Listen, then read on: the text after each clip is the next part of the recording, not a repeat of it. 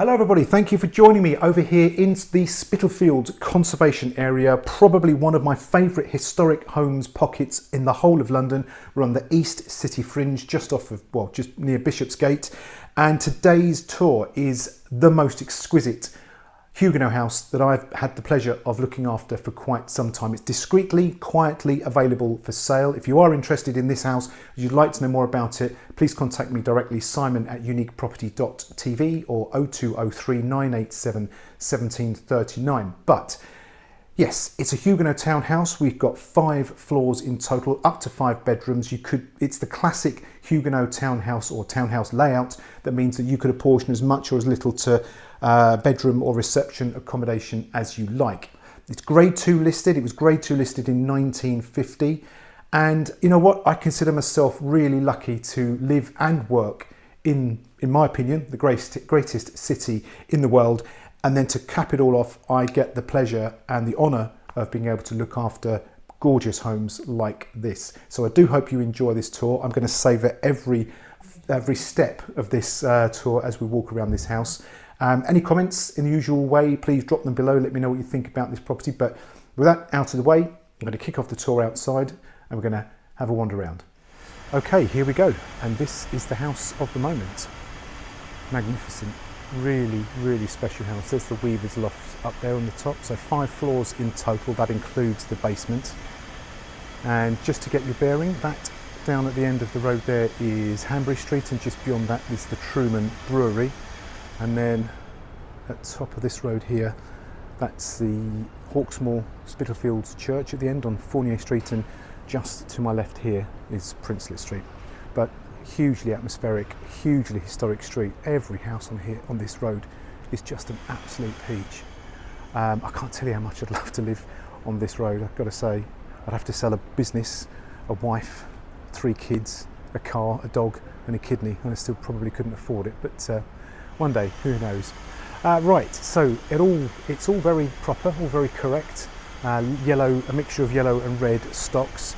The one thing I'm not sure about is whether those shutters are original. The front door is, and you've got the what would have originally been a fan light in that top above the door. I'm not sure whether that would have been a later addition, but the door casing and the canopy is all correct as well, all original. But the owners have got extraordinarily good taste, and they have dressed this and finished this exactly as it should be for a house of this age and this nature. So I'm going to head through the front door, get my shoes off because it's a bit of a gloomy day here, but I have to say, for some reason, gloomy days in Spitalfields kind of work with the atmosphere and the feel of the area. So head in there, take your shoes off and get started. Right then, let's close that quietly. And if I step back a little bit, now the colours are very heritage colours for this house. So hopefully you can make out what I'm seeing here.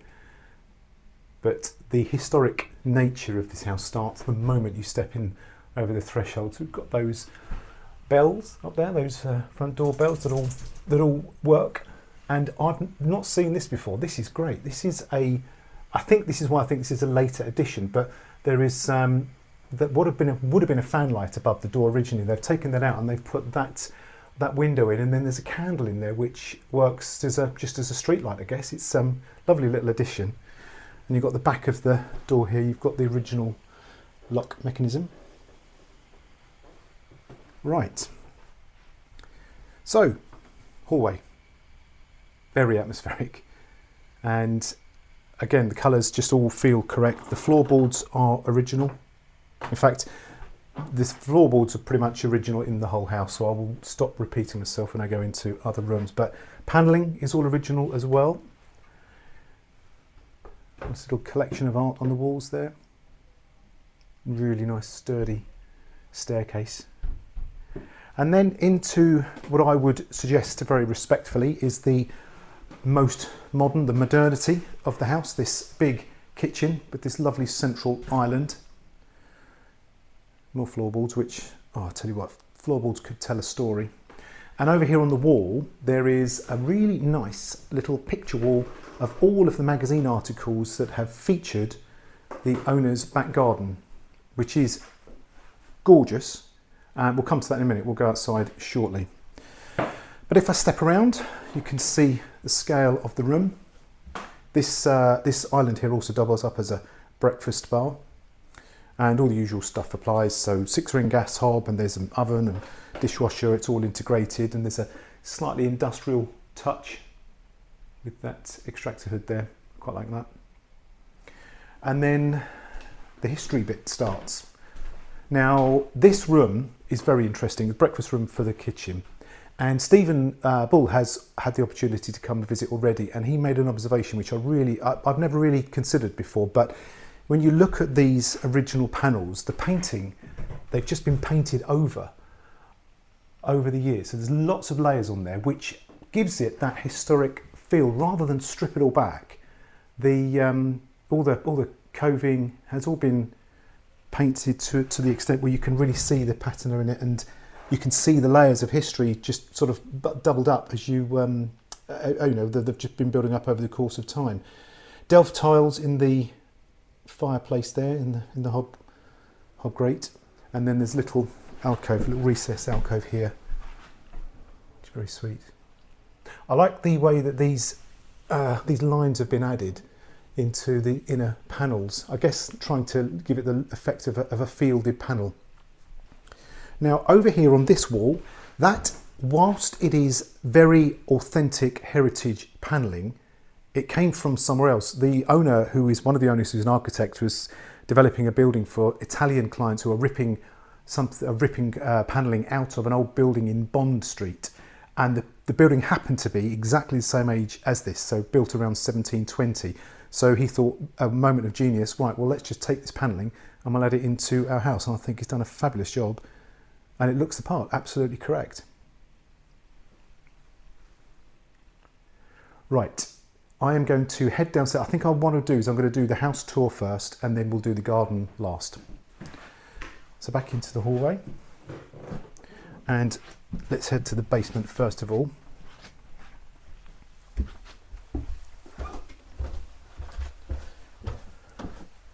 Now this is a very, very usable, very dry, very serene floor.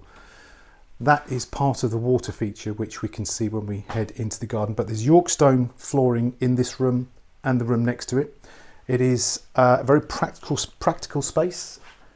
It has been used for all sorts. It's guest accommodation. It's been living accommodation. Well, I guess almost to like a certain degree, a self-contained apartment just without an actual kitchen. But lots of storage. So understairs storage there. This is a lovely little addition. Cupboard, which feels like it may have been a little undercroft at one point, but it's been converted into a walk-in, step-in shower and wash-hand basin and loo. Very practical. Nice, neat, hidden away.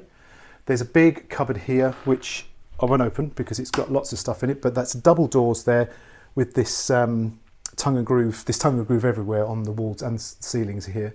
And that's the laundry cupboard that houses all of the bits and bobs for washing machine, tumble dryer and storage, etc. And another room used as a snug. And again, lots of storage. It's a very practical house, this one. I mean, it's not all style over substance. It's a very usable, very cosy. It's just it feels like a really usable family house. Those two windows there face the front, and that's just underneath the grille, just by the pavement. And this is nice, an old stone trough that was, I think, was here, and they've kept that and preserved it. That's seen some action over the years, and a bit more Delft tiles there, a few more Delft tiles there.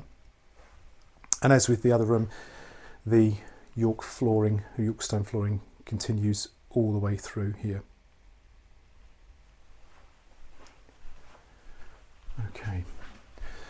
The history of this house is really interesting because I think, from the way I can see things, so it was for about 100 to 150 years of its life, was a furrier factory. And it was obviously the time when these roads, this area was a slum as well. So there was no desire to keep or to modernise the buildings or do anything with them other than just use them as very basic factory spaces. So that means that I think when the owners took over so much of this originality has stayed in place. So all the wainscoting here up the stairs, panelling on the half landings, the stairs themselves, and then much of the ceilings and the walls as we creep up through the house are lime plastered, either added or just repaired, and they have been left as they would have been. So sash window there that overlooks the rear garden, and again you can see now all of these original panels for this wainscoting as well. It's beautiful, and that is what I'm talking about with all this exposed lime plaster. It's been deliberately left like that. There's nothing wrong with it. It's just the finish, and the owners elected to keep it exposed rather than paint over. Right, we are on the first floor. This is, again, I mean, you're being used as a study. It's a great room. Panelling.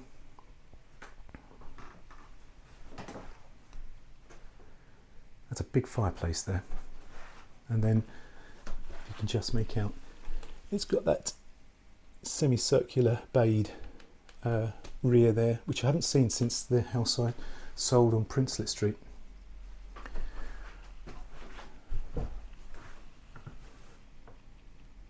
The craftsmanship in this place is incredible, and these are original shutters. This is, as Stephen I think points out, this would have been leaded paint, and it's just been left. It's cracked. I just love it. And I don't know why, but this panel, this little corner of the landing here is fantastic. Just every panel feels like it tells a story. And the floorboards in this room are gorgeous, ancient floorboards, and they've worn and lasted so well. Now I've left some of the shutters closed, so you can see. This is the main reception room. You can see you've got the security, you've got the bars there at the back, on the back of the original shutters, still in place, still working. 3 sash windows in this room, 6/6, and I've got to tell you, there is like this sort of faint scent of, you know, old sort of burnt wood, which I find so evocative in houses like this, anything historic. I think because it for me, it connects me with history. How can I put it? You know, things have changed over the many years that these houses and lots of other historic houses have been around. But the one thing that wouldn't ever change, is that scent of smouldering wood where fires have been extinguished, and that would have smelt the same 100, 1,000 years ago. So it's the same. It's that same sense that the previous occupants would have been enjoying that evocative smell many centuries ago. Okay, first floor landing, and you really get this whole thing with the lime plaster on the ceilings now. It looks fantastic, it just looks right.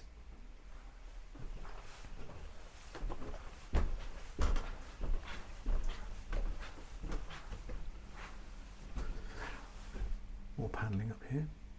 I genuinely hope you're enjoying this tour as much as I am. I've been here a few times, and this just never ever gets dull. I like the wonkiness of it. I mean, it's the classic Huguenot house where things have sort of dipped and twisted a little bit, which is normal, it's natural, it's a 300-odd-year-old house. This is the principal bedroom. Again, plaster work in here, all limed. Fireplace.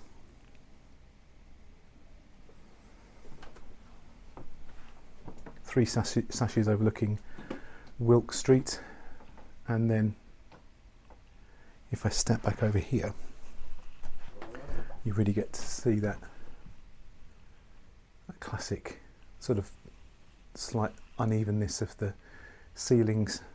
Nothing to worry about. It's a house that's been here for many years. And it's going to be here for another 300 years, I think, plus. This bathroom is gorgeous.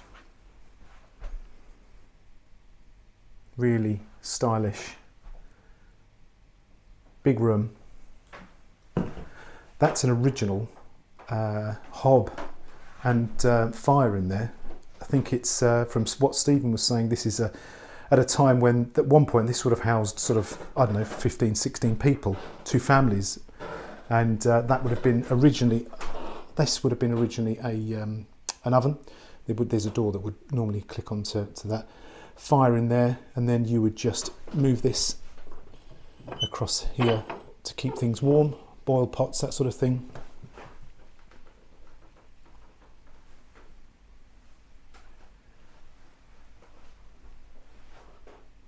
Nice centre, off-centre clawfoot roll top bath there. Ooh.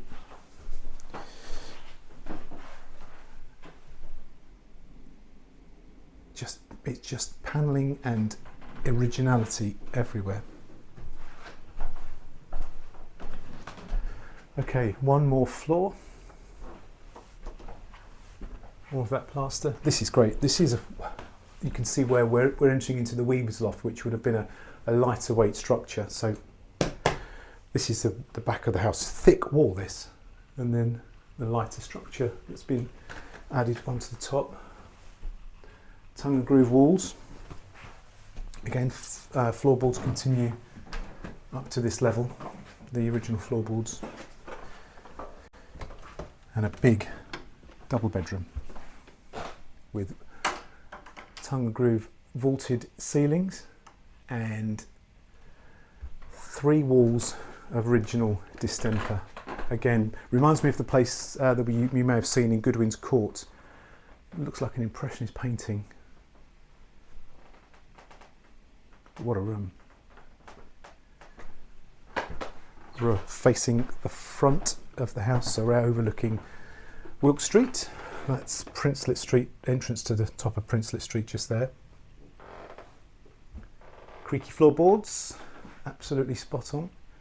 And just up there, there's a bit of loft storage. There's a door that opens up a little bit, and there's a bit of attic storage, wardrobe and more cupboard space there.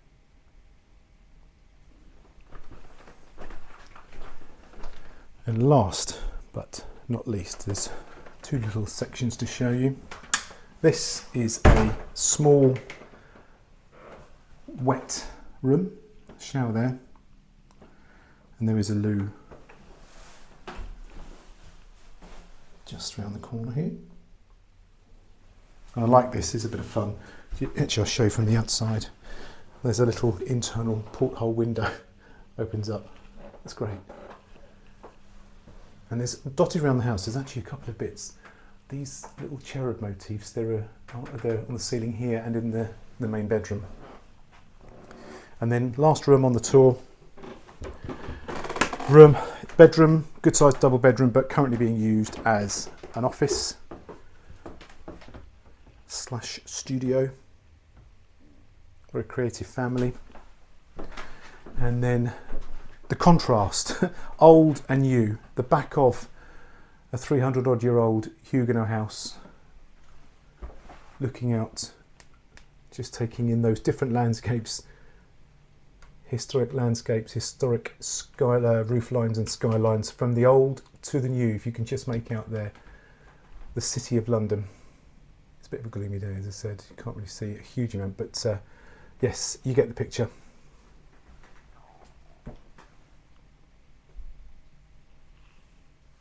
Okay, let's explore this garden, shall we? I think, this is just my opinion, this is one of the nicest gardens, city gardens I've been in for quite some time. It's really easy to see why it's been featured in so many magazines. Now, I'm going to pop that down there just to demonstrate something. This is a feature in itself, this big sliding plate glass, very sturdy window, which opens to a certain point, which is there for good reason. It kind of sort of serves as a safety mechanism as well. So step out onto this little bridge that walks across into the garden, and you can see now that big sliding door stops at that point, so it just makes well, just helps with people falling down into the lower water feature. And then you've got this pond here. I've not seen a pond in a Huguenot house garden. It's the first. And here we go. This is such a serene space. Now that door there, I can't open it because it's got lots of stuff in it, but that is what would have been originally the night soil alley. It is just used for storage, and it could be very easily converted. Obviously, bearing in mind this is listed, so subject to planning, of course, but you could turn that into a little sort of office slash study if you wanted to. And then there we go, that's the back of the garden, looking up all the way to the weaver's loft. Now these steel beams that run across the back of the garden here, you can just make out that one above the back of the the top of the back sliding door. This is where the plastic corrugated basic rudimentary roof would have come all the way across. So this entire level would have been a factory floor when the owner, well, it was when it was a furrier factory. But you get this lovely mix of old historic Georgian and Victorian stock bricks. Got this gravelled area here. It's very quiet. Nice foliage, and it's just a very nice garden. I really like it. And the owners had lots of fun when they did eventually move in, spent their time pulling old bits of fur and felt out of various panels and walls when they started pulling it all apart for refurbishment and restoration.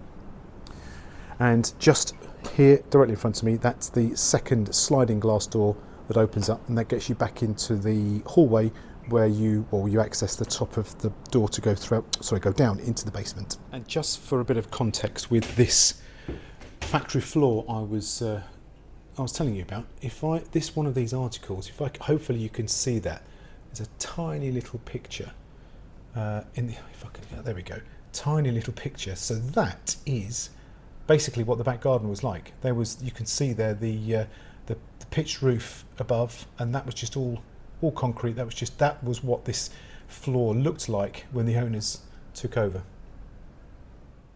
So there we go. That is the tour over and done with at Wilkes Street in the Spitalfields conservation area. I do hope you've enjoyed wandering around this as much as I have with you.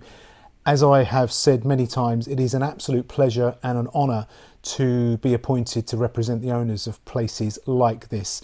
If you are interested and this is the kind of thing you could see yourself living in, then please get in touch. The usual rules apply. Simon at uniqueproperty.tv or 0203 987 1739, and I can talk to you in a lot more detail about the price, the availability, that kind of thing. I hope I've captured as much of the history and the spirit of this place as I possibly can. I don't particularly want to leave, but I've got to head off back to Covent Garden now, so I'm going to bid this place farewell.